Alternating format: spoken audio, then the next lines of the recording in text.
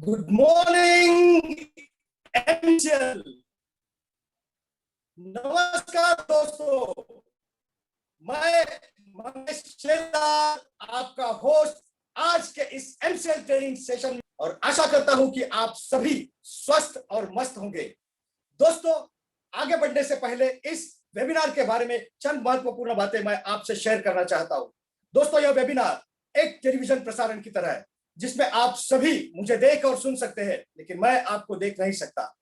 आप सभी से मेरा यह नम्र निवेदन है कि कृपया आप अपना अपना इंटरनेट कनेक्शन चेक कर ले।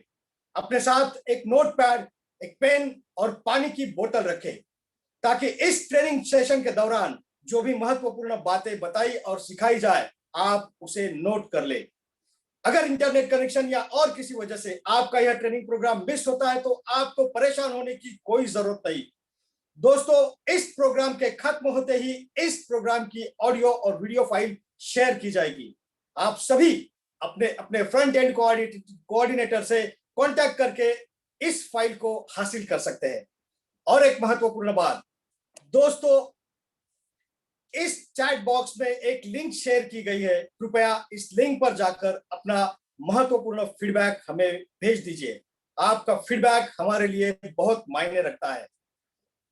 शायद आप सोच रहे होंगे, भाई सब कुछ तो बता दिया, लेकिन अभी तक इस आज के विषय के बारे में आपने कुछ बताया नहीं। जी हाँ दोस्तों, आज का विषय बहुत ही इंटरेस्टिंग है और इस फैसिनेटिंग सब्जेक्ट के बारे में बताने से पहले कुछ फैक्ट्स मैं आप लोगों के साथ शेयर करना चाहता हूं। दोस्तों, आज दुनिया एक ग्लोबल विलेज बन गई है, यानी कि पूरा विश्व एक गांव समान हो गया है। और इसका कारण है यातायात और आवागमन के जो साधन है, उन साधनों में जो भारी मात्रा में क्रांति हुई है वही। आप आज सैकड़ों हजारों किलोमीटर का जो सफर है चंद घंटों में तय कर सकते हैं, और साधन है विमान। जी हाँ दोस्तों, लेकिन क्या आप जानते हैं आज पूरी दुनिया में प्रतिदिन 1 लाख से ज्यादा विमान उड़ाने भरते हैं। आज पूरी दुनिया भर में प्रतिदिन 60 लाख से ज्यादा लोग विमान यात्रा करते हैं, परंतु आज भी दुनिया की आबादी के प्रमाण में यह सिर्फ 0.01% है। तो आप अंदाजा लगा सकते हैं कि हमें इस इंडस्ट्री में कितनी प्रगति के अवसर आज भी मौजूद है। तो दोस्तों, इस विषय के बारे में हम अब से कुछ ही देर में जानने वाले हैं, और यही विषय है हमारा आज का aviation industry and aviation turbine fuel. लेकिन आगे बढ़ने से पहले चलिए शुरुआत करते हैं हम एमबी वीडियो के साथ।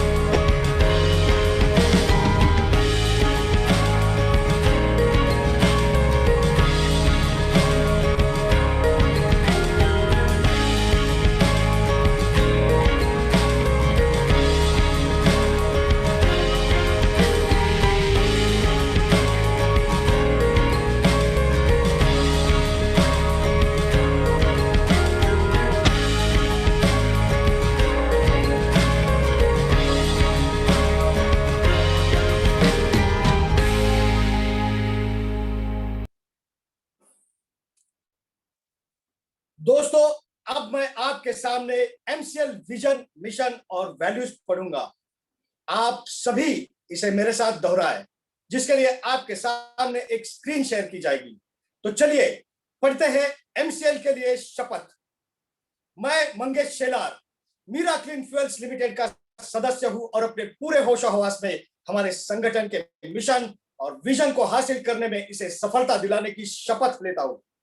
मैं एमसीएल के प्रत्येक सदस्य के साथ अपने परिवार के सदस्य की तरह व्यवहार करूंगा और एमसीएल में कभी भी किसी भी सदस्य के साथ उसकी जाति, धर्म, नस्ल, लिंग, संप्रदाय, बोली, शैली, मत और सामाजिक, आर्थिक तथा सांस्कृतिक अक्षमता के आधार पर भेदभाव नहीं करूंगा। मैं संगठन के मिशन को हासिल करने के लिए कड़ी मेहनत करूंगा और अपने संगठन को समृद्ध बनाऊंगा। मैं वादा करता हूं कि संगठन की संस्कृति की रक्षा करने के लिए सभी कर्तव्यों एवं जिम्मेदारियों को पूरी अखंडता, योग्यता और समर्पण के साथ पूरा करूंगा।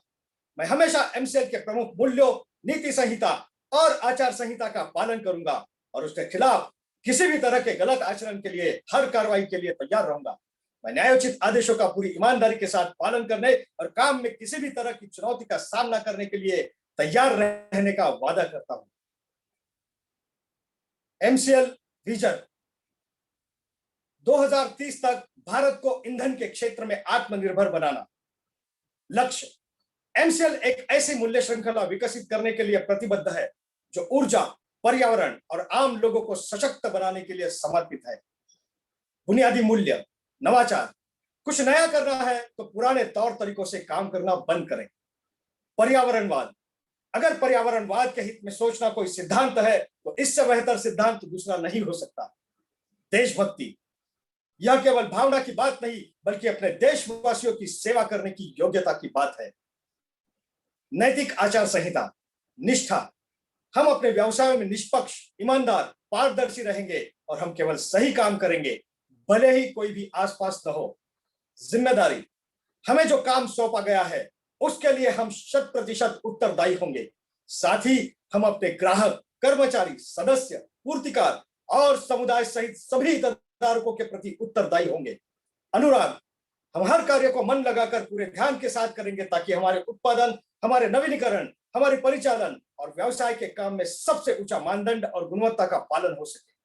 आदर, अपने सभी हितधारकों के प्रति हम हमेशा विनम्र और भरोसेमंद बने रहेंगे ताकि अपने हर चरण में अपनी प्रगति कर सके।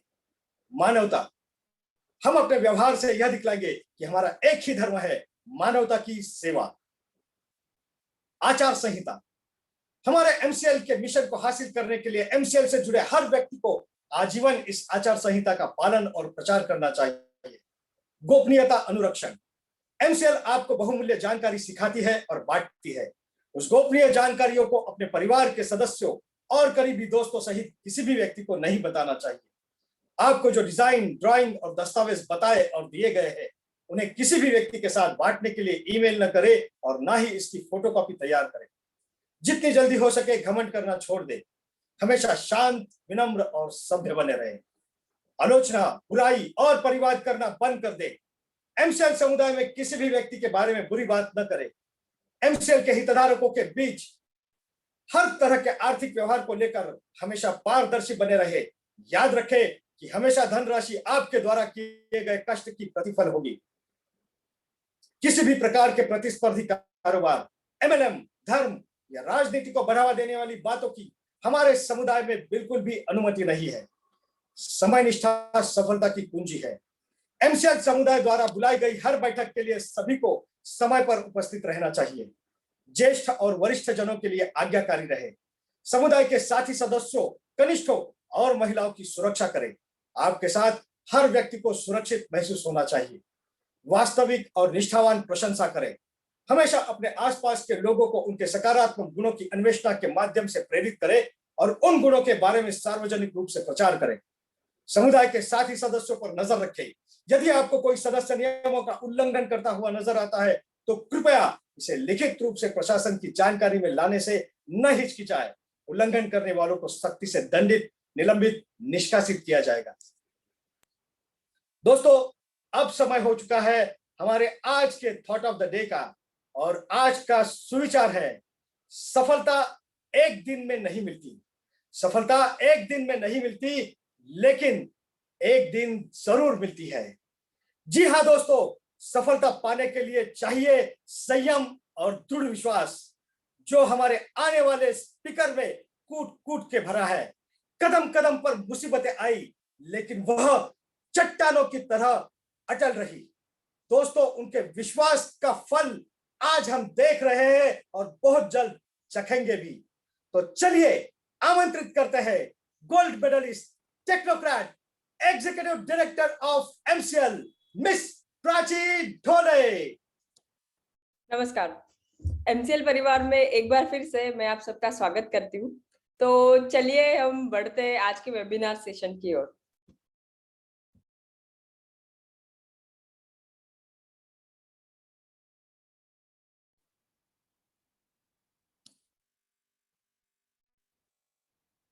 मैं माफी चाहता हूं दोस्तों, शायद कुछ तकनीकी खराबी के कारण कुछ गड़बड़ी है, ऐसा मुझे लग रहा है। No matter, let's go ahead. दोस्तों, आज का विषय aviation industry and aviation turbine fuel. दोस्तों, आप लोगों को शायद पता होगा कि हमारे पुराणों में भी विमानों का उल्लेख है। दोस्तों, हर बार इंसान को आसमान में पंछियों की तरह उड़ने की चाह थी, लेकिन इस आविष्कार का आगाज 19वीं सदी के शुरुआत में हुआ और उसके बाद पूरे विश्व के जो संकल्पना थी वही बदल गई। दोस्तों, इस विषय के बारे में और विस्तार से आपके सामने रखने के लिए मैं जिस स्पीकर को आज यहाँ पर आमंत्रित करने वाला हूँ, उनके बारे में मैं बस इतना ही कहूंगा। मैंने जिंदगी में एक ही बात सीखी है, मैंने जिंदगी में एक ही बात सीखी है कि इंसान को कोई हरा नहीं सकता जब तक वो खुद हार न मान ले, और हार मानना इनकी फितरत में नहीं। जब जब जिंदगी ने इनके सामने चैलेंजेस फेंके हैं, तब तब इन्होंने उस चैलेंजेस को अपॉर्चुनिटी में तब्दील कर दिया है।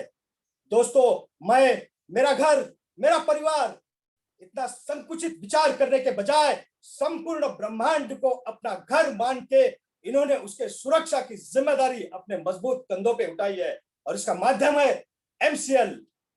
जी हाँ दोस्तों, जिनकी एक झलक पाते ही हमें ऊर्जा मिलती है। मैं उस व्यक्ति को इस मंच पे अब आमंत्रित करने जा रहा हूं, तो दिल थाम के बैठिए। अब आपके सामने आ रहे हैं true visionary of this century, the most talented, the most dedicated MCL के रचनाकार और शिल्पकार, the power house of MCL, doctor Shyam Khonap sir.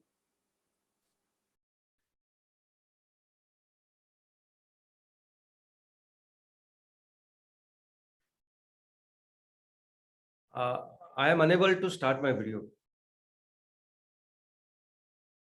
Host.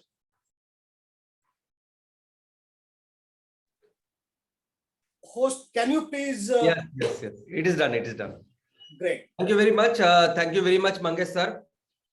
दोस्तों नमस्कार, मैं डॉक्टर श्याम गोलो फिर से एक बार आपका इस ट्रेनिंग सेशन में स्वागत करता हूं। मैं आशा करता हूं कि आप सभी लोग स्वस्थ हैं और आप अपने साथ अपने परिवार का, यानी घर का परिवार और एमसीएल परिवार दोनों का ख्याल रख रहे हैं। मैं ये भी उम्मीद करता हूं कि आप सभी लोग 1 घंटा बहुत अच्छे एक्सरसाइज कर रहे हो, अपने हार्ट, अपने लंग को मजबूत कर रहे हो, हर पेशी को पर्याप्त ऑक्सीजन दे रहे हो और अपनी इम्यूनिटी को बढ़ा रहे हो। तो चलिए शुरुआत करते हैं आज के टॉपिक से। आज का टॉपिक ये इतना बड़ा टॉपिक है कि वो शायद एक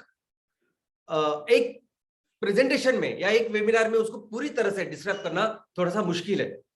लेकिन इस टॉपिक के शुरुआत करने से पहले कुछ इंपॉर्टेंट संज्ञाएं हैं, कुछ टर्म्स है जो समझना as a entrepreneur, as a business बहुत जरूरी है। उसमें से पहली चीज है ट्रांसपोर्टेशन। क्या है ट्रांसपोर्टेशन? तो दोस्तों, ट्रांसपोर्टेशन यानी फिजिकल मूवमेंट, लोगों की या वस्तुओं की एक जगह से दूसरी जगह जो फिजिकल मूवमेंट होती है उसको हम कह सकते हैं ट्रांसपोर्टेशन। और कई सारे ऐसी चीजें होते हैं कि जिनके साथ हम लोग ट्रांसपोर्टेशन को लेके कंफ्यूज हो जाते हैं। अब ट्रांसपोर्टेशन और कम्युनिकेशन क्या है? तो जैसा हमने देखा कि ट्रांसपोर्टेशन यानी एक जगह से वस्तुओं का या लोगों का स्थलांतर, या स्थलांतर नहीं बोल सकते, मूवमेंट, फिजिकल मूवमेंट बोल सकते हैं। वैसे ही कम्युनिकेशन यानी एक जगह से दूसरी जगह इंफॉर्मेशन का, सूचना का, या जो आपके पास माहिती है उसका कम्युनिकेशन, उसका ट्रांसपोर्टेशन, तो उसको हम लोग कह सकते हैं कम्युनिकेशन। और इस कम्युनिकेशन के जो माध्यम है वो होते हैं ईमेल, पत्र और टेलीफोन। तो ये ईमेल, पत्र, टेलीफोन से मिलके जो भी इंफॉर्मेशन हम लोग एक जगह से दूसरी जगह देते हैं उसको हम लोग कह सकते हैं कम्युनिकेशन। और एक जो टर्म्स है जिसके बारे में हम लोग हमेशा कंफ्यूज या हमें अच्छी जानकारी नहीं होती, उसका मतलब, उसका नाम है लॉजिस्टिक्स। बहुत बार हमको लगता है कि ट्रांसपोर्टेशन और लॉजिस्टिक ऑलमोस्ट सेम है, ऐसा नहीं है। लॉजिस्टिक एक बहुत बड़ा ऐसा शब्द है। लॉजिस्टिक में कोई भी चीज, कोई भी वस्तु जहां से वो निर्माण होती है, उस निर्माण से लेके जहां वो कंज्यूम होती है या जहां उसका उपयोग होता है, उस कस्टमर तक ये पूरी जो वैल्यू चेन है उसको संभालना यानी लॉजिस्टिक है। तो इसका मतलब जो एक बार उस चीज की निर्मित होने के बाद उसकी पैकेजिंग, उसका इंश्योरेंस, वो अगर इंपोर्ट एक्सपोर्ट हो रही है तो उसके लगने वाले सभी कागजात, सभी कंप्लायंसेस, उसका पूरा ट्रेवल, उसके पूरे जो वेंडर्स को संभालना, जो ये पूरा ट्रांसपोर्टेशन करेंगे, इसमें रिस्क जो होती है इस ट्रांसपोर्टेशन की, उसको संभालना, ये सभी चीजें होती है लॉजिस्टिक्स में। लॉजिस्टिक अपने आप में एक बहुत बड़ा प्लानिंग का विषय है, और इस प्लानिंग का जो एग्जीक्यूशन है, एग्जीक्यूशन में एक छोटा सा पार्ट होता है ट्रांसपोर्टेशन। तो दोस्तों, ये जो ट्रांसपोर्टेशन है इसके ऑलमोस्ट ये 4 ग्रॉस हम लोग मोड बोल सकते हैं जिस तरह से ट्रांसपोर्टेशन होता है। नंबर 1 सबसे ज्यादा यूज होने वाला जो मोड है वो है रोड ट्रांसपोर्ट। रोड के ऊपर से, रोड का जो नेटवर्क है उसके ऊपर से ये जो गाड़ियां चलती है उससे मैक्सिमम ये लोगों की और वस्तुओं की, चीजों का ट्रांसपोर्टेशन होता है। दूसरे स्थान पे है रेलवे, जिसमें ये लोग और वस्तुओं का ट्रांसपोर्टेशन होता है। तीसरे स्थान पे पहले था जल वाहतुक, लेकिन आज की तारीख में तीसरे स्थान पे है एयर, हवाई वाहतुक। हवाई वाहतुक में भी सब तीसरे स्थान पे है कि ज्यादा से ज्यादा लोग और फ्रेट कार्गो का भी ट्रांसपोर्टेशन होता है। और ऑफ कोर्स चौथे स्थान पे है जल वाहतुक। जल वाहतुक जो समुद्र से भी होती है और नदियों से भी होती है। आज जिस इंडस्ट्री के बारे में हम लोग जानने वाले हैं उसका नाम है एविएशन इंडस्ट्री। अब ये एविएशन इंडस्ट्री यानी क्या? तो एविएशन इंडस्ट्री यानी ये हवाई वाहतुक, यानी जो भी चीज फ्लाई करती है, जो उड़ती है, उस चीजों से लेके, उसका ट्रांसपोर्टेशन से लेके सब कुछ, यानी उसकी रिसर्च डेवलपमेंट, निर्माण, बिजनेस, ये सब कुछ जो एक विषय में आता है, उस विषय, उस बिजनेस, उस सेक्टर का नाम है एविएशन इंडस्ट्री। दोस्तों, एविएशन इंडस्ट्री में जो कम्युनिकेशन का माध्यम होता है, जैसे हमने देखा कि रोड ट्रांसपोर्टेशन में होती है गाड़ियां, 2 पहियों की, 3 पहियों की, 4 पहियों की। रेलवे में होता है, ट्रैक पे होती है रेलवे। वैसे ही इस हवाई वाहतुक में या एविएशन इंडस्ट्री में जो मीन्स ऑफ कम्युनिकेशन है उसको हम लोग कहते हैं हवाई जहाज, एयरक्राफ्ट। अब इस हवाई जहाज के भी प्रकार है। पहला जो प्रकार है, ऐसे हवाई जहाज जो हवा से हल्के हैं। अभी हवा से हल्के हवाई जहाज यानी कैसे? तो ऐसे हवाई जहाज बनाए जाते हैं जहां उसके अंदर इस तरह का वायु होता है जो हवा से हल्का होता है। बचपन में आपने या अभी भी आपने गुब्बारे तो देखे होंगे, तो गुब्बारे में जो हवा, जो वायु होता है उसका नाम होता है हीलियम। वो हवा से हल्का होता है, इसकी वजह से वो गुब्बारे ऊपर ऊपर चला जाता है। तो ये जो इस तरह के एयरक्राफ्ट है, हवाई जहाज है, ये एयरक्राफ्ट, इसमें ऐसी हवा होती है, हीलियम होता है, हाइड्रोजन होता है कि जिसकी वजह से ये ऊपर चले जाते हैं। हम हमेशा सोचते हैं कि जब भी हम लोग एविएशन इंडस्ट्री के बारे में सोचते हैं तो हम लोग एक बड़े प्लेन के बारे में सोचते हैं। लेकिन दोस्तों, ये प्लेन, जब इस प्लेन की खोज हुई उसकी बहुत पहले ये जो ऐसे हवाई जहाज है, जो हवा से हल्के हवाई जहाज है, उनका निर्माण हुआ था। और ऐसे ही बहुत फेमस ये जो लाइटर देन एयर, इस एयरक्राफ्ट, इस श्रेणी में जो आते हैं उसका नाम है हॉट एयर बलून। यानी एक तो हमने देखा कि हवा या वायु ऐसे होता है जो हल्का होता है और वो चला जाता है और लेके जाता है ऐसे यान को। लेकिन दूसरी ऐसी टेक्नोलॉजी है कि जिसमें हवा को गर्म किया जाता है और जैसे हवा गर्म होती है उसकी घनता डेंसिटी कम होती है, और जैसे घनता उसकी डेंसिटी कम होती है वो पूरा एक बड़ा सा बलून होता है, गुब्बारा होता है, जो गुब्बारा एक छोटे से उस पैसेंजर या उस चीज को लेके आगे जाता है, ऊपर ऊपर वो आकाश में जाता है, ट्रेवल होता है, ट्रांसपोर्टेशन होता है। और जैसे भी हमें लगता है कि अभी यहाँ उतरना है, तब आप उस गर्म हवा जिससे हो रही है उस स्टोव को बंद करते हैं, ऑफ करते हैं, और वो गुब्बारा नीचे आता है। दोस्तों ये गुब्बारा जब एयरप्लेन की खोज हुई उसके लगभग 125 साल पहले इसकी खोज हुई। दुनिया में पहली बार जब एक गुब्बारा उड़ाया गया, हॉट एयर बलून उड़ाया गया, तब उसमें कुछ जानवरों को रखा गया, और इस जानवरों को लगभग 15 मिनट तक वो आकाश में थे और बाद में वो नीचे आए। लेकिन बाद में जैसे एयरप्लेन आया तो इसकी जो इसको विशेषता है वो कम हो गई, इसके ऊपर काम करना कम हो गया। लेकिन पिछले 50 साल से फिर से इसमें इंटरेस्ट आया है, और ये इंटरेस्ट अभी इतना आया है कि हर साल मेक्सिको में इस हॉट एयर बलून का उत्सव होता है। जैसे हम लोग हमारे यहाँ पतंग का उत्सव करते हैं, उसी तरह मेक्सिको में सिर्फ इस हॉट एयर बलून का उत्सव करते हैं। और आप देख सकते हैं कि अलग अलग तरह के ये हॉट एयर बलून्स हैं, और इसमें भी अभी बहुत सारे लोग इंटरेस्ट लेते हैं, काम करते हैं और ट्रांसपोर्टेशन करते हैं। लेकिन दूसरी जो कैटेगरी जो सबसे इंपॉर्टेंट है, जिसके ऊपर ये पूरी इंडस्ट्री मैक्सिमम डिपेंडेंट है, वो है हेवियर देन एयरक्राफ्ट, यानी हवा से जो ज्यादा वजनदार है और जो मशीन से उड़ते हैं, उसका नाम है, वो सब इस कैटेगरी में आते हैं। और इस कैटेगरी में अगर जो पहले एयरप्लेन है, इसकी खोज किसने की? अगर पूरी दुनिया में अगर आप पूछेंगे तो पूरी दुनिया में यही डॉक्यूमेंटेड है कि इसकी खोज राइट बंधु जो अमेरिका में थे, इन्होंने 1903 में की। क्योंकि इन्होंने ये सब किया, इसके दस्तावेज, इसके डॉक्यूमेंट्स, इसके सबूत लोगों के पास है और ये कहते हैं।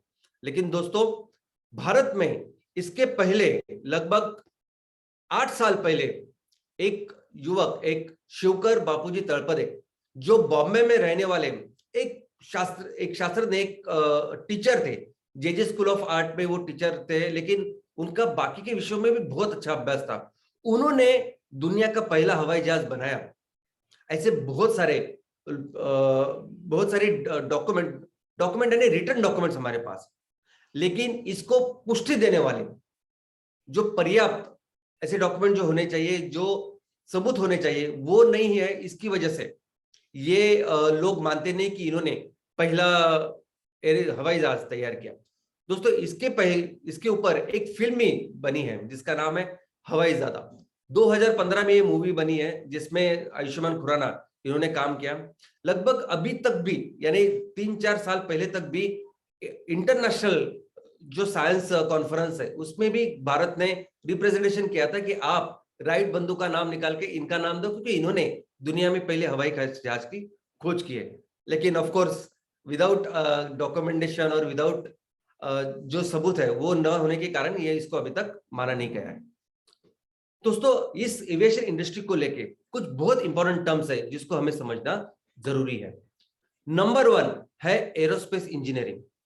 ये एविएशन इंडस्ट्री जो है, इसकी हर चीज को लेके जो पढ़ाई की जाती है, जो इंजीनियरिंग है, जो साइंस है, उस साइंस को पूरी तरह से मिला के जो ब्रांच, जो शाखा या जो बड़ा सेक्टर तैयार होता है, उसका नाम है एरोस्पेस इंजीनियरिंग।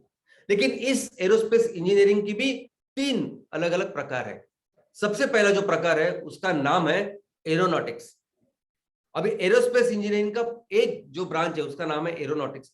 एरोनॉटिक्स में वो सभी हवाई जहाज जो वातावरण में उड़ते हैं, यानी हमें पता है कि पृथ्वी है, उसके जो सराउंडिंग है वो वातावरण है, और वातावरण के बाहर अंतरिक्ष है, स्पेस है। तो इस वातावरण में जो हवाई जहाज उड़ते हैं उनकी पढ़ाई करने वाला जो फिजिक्स है, जो इंजीनियरिंग की जो शाखा है, उसे हम लोग कहते हैं एरोनॉटिक्स। दूसरा है एस्ट्रोनॉटिक्स। ऐसे सब हवाई जहाज जो इस वातावरण के बाहर काम करते हैं, जो बाहर उड़ाए जाते हैं, जिसमें रॉकेट आते हैं, जिसमें सैटेलाइट्स आते हैं, इंटरनेशनल स्पेस स्टेशन आते हैं, ये सभी इनकी सभी जो पढ़ाई है, इनकी जो इंजीनियरिंग है, इनका जो विषय है, इन्हें हम लोग कहते हैं एस्ट्रोनॉटिक्स। और तीसरा है बैलिस्टिक्स। ये सभी हवाई जहाज को उड़ाना, उनको जमीन पे लेके आना, इन सभी मैकेनिक्स का जो शाखा काम करती है, जो इंजीनियरिंग की ब्रांच काम करती है, उन्हें हम लोग कहते हैं बैलिस्टिक्स। दोस्तों, इसके अलावा ये सभी जो हवाई जहाज हमें दिखाई देते हैं, उसे हम फिक्स्ड एंड डायनामिक विंग्स के हिसाब से भी उसका क्लासिफिकेशन कर सकते हैं। फिक्स्ड विंग्स यानी ऐसे हवाई जहाज जिसके पंख फिक्स्ड है, जो हिल नहीं सकते, इनको हम लोग कहते हैं एरोप्लेन, जो हम लोग अक्सर देखते हैं। और ऐसे हवाई जहाज जिसके पंख घूमते हैं या मूवमेंट कर सकते हैं, इसको हम लोग कहते हैं हेलीकॉप्टर्स। इसके अलावा एक ऐसी टर्म्स है जिसको हम लोग हमेशा एक ही समझते हैं, यानी एविएशन इंडस्ट्री और एयरलाइन इंडस्ट्री। दोस्तों, इसमें बहुत फर्क है। एविएशन इंडस्ट्री यानी जैसे मैंने कहा, इसमें सब कुछ, जो चीज उड़ती है उसके हर एस्पेक्ट से लेके सब चीज की पढ़ाई, सब चीज का बिजनेस, अगर हम लोग बिजनेस की बात करें तो हर कुछ जिसमें आता है उसको हम लोग कह सकते हैं एविएशन। लेकिन एयरलाइन इंडस्ट्री यानी क्या?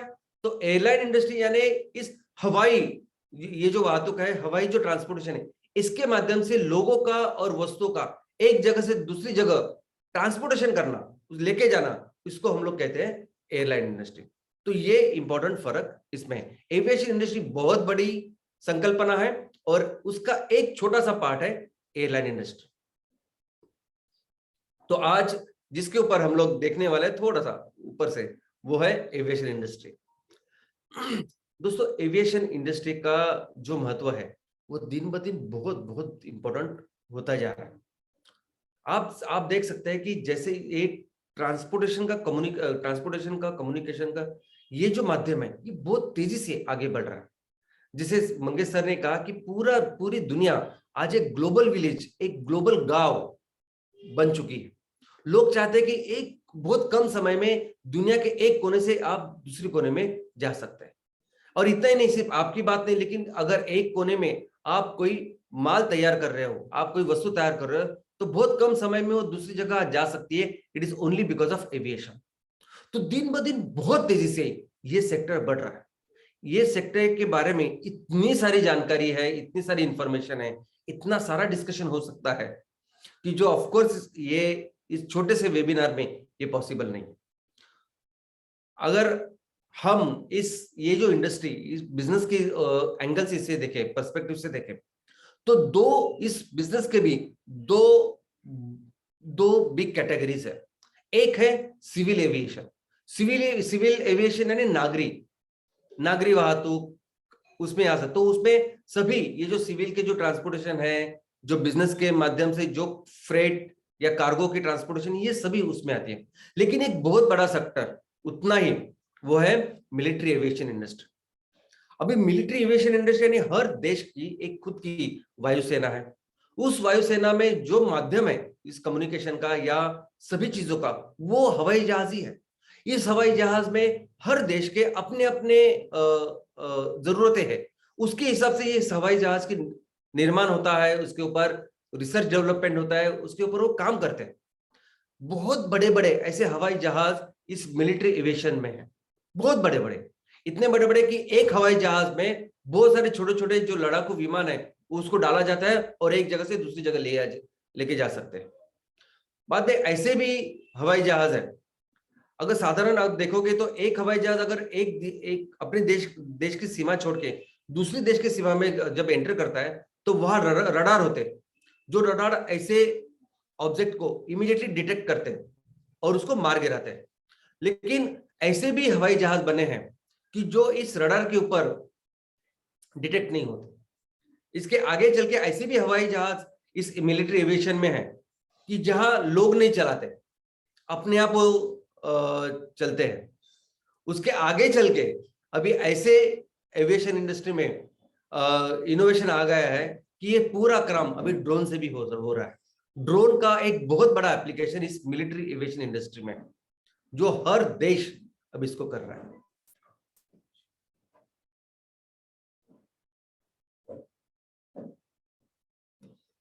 दोस्तों कुछ इस इंडस्ट्री में जब हम लोग बात करते हैं तब कुछ बड़े एयरप्लेन मैन्युफैक्चरिंग कंपनीज है, उसका भी नाम समझना और याद रखना जरूरी है। इसमें नंबर 1 जो कंपनी है वो है बोइंग। बोइंग कंपनी दुनिया की सबसे ज्यादा प्लेन बनाती है, या ये एयरक्राफ्ट है उसका निर्माण करती है। दोनों पैसेंजर भी है और जो फ्रेट तैयार करती है वो भी। अमेरिका बेस्ड ये कंपनी है। दूसरी जो कंपनी है उसका नाम है एयरबस। एयरबस ये यूरोप की कंपनी है और बहुत बड़े शानदार ऐसे प्लेन बनाने में इसका नाम है, और दूसरे क्रमांक का बिजनेस ये एविएशन इंडस्ट्री में करती है। तीसरी जो कंपनी है वो बोम्बार्डियर, यानी सबसे शानदार सबसे आलीशान ऐसे जो प्लेन बनाने में ये कंपनी माहिर है, और बिजनेस करने में ये कंपनी तीसरे स्थान के ऊपर है। कनाडा की ये कंपनी है। चौथे स्थान पे अगर आप देखोगे तो सेस्ना करके अगेन अमेरिका की एक कंपनी है। ये कंपनी जानी जाती है सिर्फ और सिर्फ प्राइवेट जेट के लिए। जो प्राइवेट और जो छोटे छोटे जेट्स है, जो आलीशान बिजनेस क्लास या सिर्फ लग्जरी के लिए जाने जाते हैं, ऐसे प्लेन बनाने का काम ये कंपनी करती है। दोस्तों ये सभी कंपनी की जो कंपनी है, बहुत सारी कंपनी, इसमें सिर्फ मैंने ये पहले 4 आपको बताई, बहुत सारी कंपनी के नाम है, लेकिन इसमें हमारे भारत की कोई भी कंपनी आज की तारीख में नहीं है जो कर रही है। एक कंपनी का नाम मैं आपको यह बताना चाहूंगा, उसका नाम है HAL, हिंदुस्तान एरोनॉटिक्स लिमिटेड। पिछले 60 सालों से ये कंपनी भारत में हमारे जो लड़ाकू विमान है वो बनाने का काम करती है, और बहुत अच्छी तरह से रिसर्च डेवलपमेंट में भी ये कंपनी है। बैंगलोर बेस्ड कंपनी है, महाराष्ट्र में भी इसके प्लांट है, और एक backbone of Indian aviation industry ऐसे इनको हम लोग कह सकते हैं। इसके अलावा भी कुछ सालों से प्राइवेट प्लेयर्स को भी इसमें लाइसेंसेस या ये सेक्टर खुला किया गया है, जिसके चलते अभी टाटा, महिंद्रा, भारत फोर्ज ऐसी कंपनियां हैं जिन्होंने इस सेक्टर में, यानी मैन्युफैक्चरिंग सेक्टर में, मैन्युफैक्चरिंग ऑफ ये सब एयरक्राफ्ट्स, अलग अलग तरह के विमाने और उसके पार्ट्स, सर्विस, ये सभी चीजों का काम उन्होंने शुरू किया है।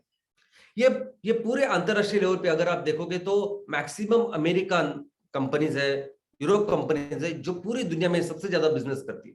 लेकिन इसके पीछे 25-30 साल का, 30-35 साल का उनका अनुभव भी है, उनका काम भी है, जिन्होंने अभी इसके ऊपर इस एविएशन इंडस्ट्री में किया है। एक तो ये एविएशन इंडस्ट्री ऐसी है कि इसमें बहुत सारा इन्वेस्टमेंट लगता है, तो जब इतना सारा इन्वेस्टमेंट करना है तो उसके लिए उसकी जानकारी, उसका एक्सपीरियंस ये होना जरूरी है। हमारे देश में इस सेक्टर मैन्युफैक्चरिंग की अगर हम लोग बात करें तो मैन्युफैक्चरिंग इन एविएशन सेक्टर ये अभी चालू हुआ है, और आगे के 10-15 साल में हम लोग देख सकते हैं कि हमारे खुद की कुछ ऐसी कंपनियां हो जो 100% हमारे सभी एयरक्राफ्ट हमारे देश में बनाए। और ऐसे कुछ अच्छे एग्जाम्पल भी हमारे सामने हैं जो इसके ऊपर अच्छे काम कर रहे हैं। एंटरप्रेन्योर जैसे कैप्टन अमोल यादव है, जिन्होंने भारत का पहला 100% स्वदेशी ऐसा जेट बनाया है। दोस्तों अलग अलग तरह के इस एयरलाइन के बिजनेसेस होते हैं। इसमें पहला है जो इंटरनेशनल एयरलाइंस होती है। तो ये जो एयरलाइन में जो कंपनियां काम करती है, नंबर 1 कैटेगरी इंटरनेशनल, जिसमें जो ट्रांसपोर्टेशन करती है लोगों का या कार्गो का, वो 2 देशों के बीच में होता है। ऐसे कई सारी कंपनी हमारे देश में भी है जो इंटरनेशनल ये फ्लाइट चलाती है। दूसरी जो है वो है नेशनल यानी डोमेस्टिक, या ऐसी कंपनी की जो सिर्फ एक देश में, हमारे देश में काम करती है, एक जगह से दूसरी जगह में, वो देश के बाहर नहीं उड़ान करती। और तीसरा है रीजनल में तो ऐसा समझे कि अगर भारत देश में कुछ कंपनी ऐसी की जो सिर्फ साउथ में काम करते हैं, कुछ कंपनी ऐसी की जो सिर्फ नॉर्थ में काम करती है, कुछ कंपनी नॉर्थ ईस्ट में है, तो ये कंपनी जो सिर्फ उस रीजन में काम करती है उन्हें कहा जा सकता है रीजनल। दुनिया की सबसे बड़ी कंपनी अगर आप देखोगे तो इनका बिजनेस भी देखिए तो बहुत बड़े पैमाने में इनके रेवेन्यूज सालों में है, यानी $42 बिलियन। ये नंबर 1 जो कंपनी है वो इतना रेवेन्यू करती है, वो भी ये फिगर 3-4 साल पहले की है। लेकिन आप इनमें देखोगे तो ज्यादा से ज्यादा कंपनियां अमेरिकन है और बाद में यूरोप का नंबर आता है। अमेरिका दुनिया का ऐसा देश है कि सबसे ज्यादा एयरक्राफ्ट, सबसे ज्यादा कंपनियां इसमें काम करने वाले, सबसे ज्यादा जेट्स, ये सभी कुछ जो सबसे ज्यादा है वो अमेरिका में है, और उसके बाद फिर यूरोप आता है। हमारे देश के जो कंपनी है उसमें इनका नाम अभी तक नहीं है, लेकिन हम सोच सकते हैं कि अभी आने वाले दिनों में ये वेरी मच पॉसिबल है। अभी इस एयरलाइन में ये कंपनियां की जो बिजनेस मॉडल है वो 3 प्रकार के होते हैं। सबसे पहला है वो फुल सर्विस मॉडल, यानी ये अपने ग्राहकों को उनके ट्रांसपोर्टेशन के साथ वो बाकी की सभी सुविधा देती है।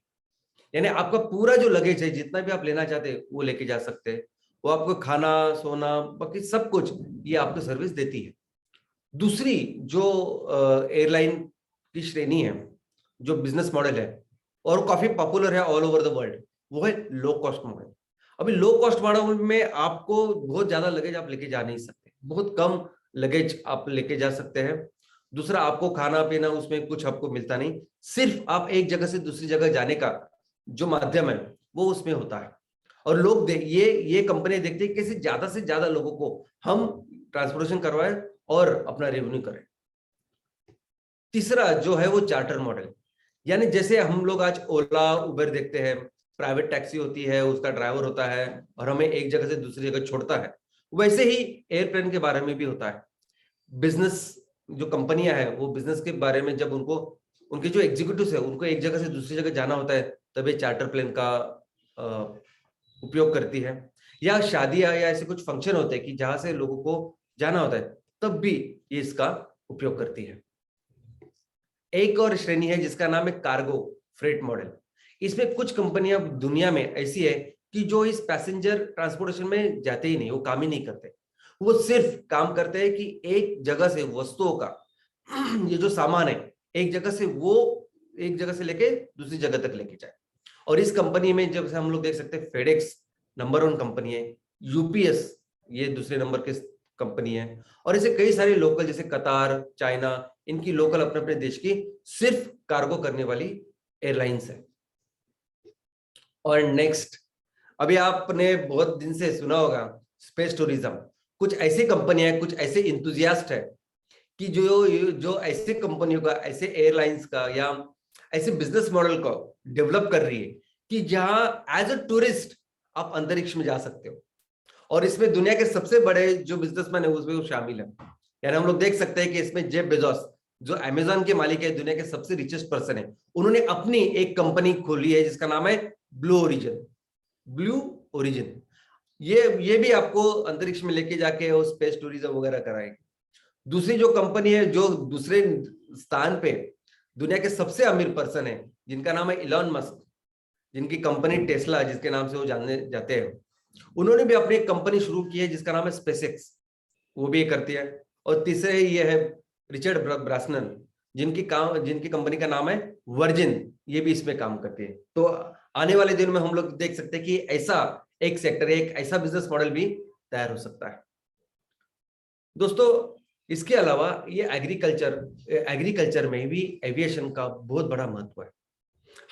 हमारा सेक्टर जो हमारी पूरी फैमिली एमसीएल, और इसके लिए जो कृषि या खेती की हम लोग बात कर रहे हैं, इस कृषि और खेती में भी एविएशन का बहुत बड़ा योगदान, बहुत बड़ा महत्व है। सबसे पहले तो दुनिया में जब से ये एविएशन शुरुआत हुई है, एयरप्लेन शुरुआत हुए हैं, उस तब से ही एग्रीकल्चर में, खेती में इस विमान का, इस एयरक्राफ्ट्स का, इसका उपयोग शुरू हुआ है।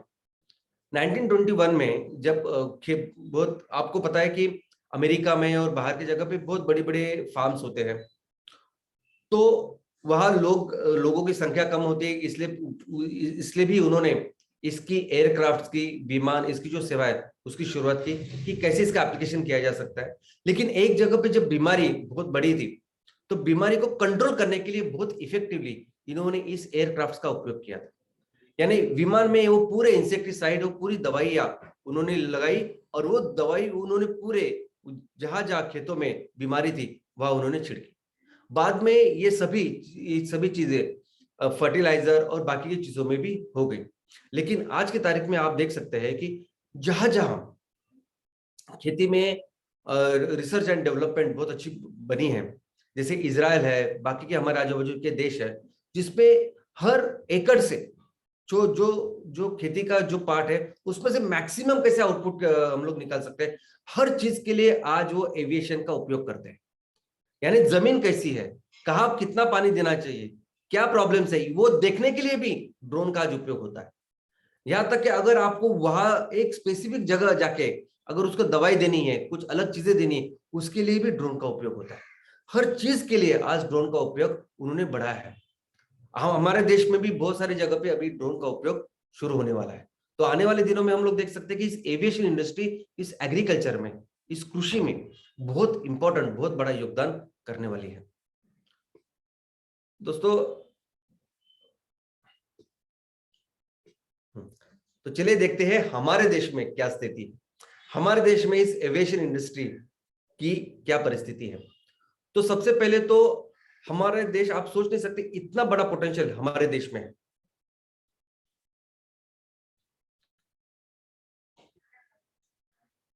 हमारे देश में भी इसकी शुरुआत जो हुई है वो बहुत पहले हुई है। सबसे पहला जो प्लेन वो 1911 में इलाहाबाद में जो जमुना नदी है उसके ऊपर उड़ाया गया, और वो भी एक कृषि प्रदर्शनी था जिसमें ही उड़ाया गया।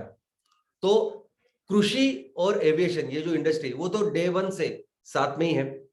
हमारे देश में भी शुरुआत वो सिर्फ कृषि के लिए ही हुई थी, लेकिन जिनकी वजह से ये पूरी इंडस्ट्री हमारे देश में डेवलप हुई, और जो सही मायने में इंडियन सिविल एविएशन इंडस्ट्री के पिता माने जाते हैं, उनका नाम है JRD टाटा।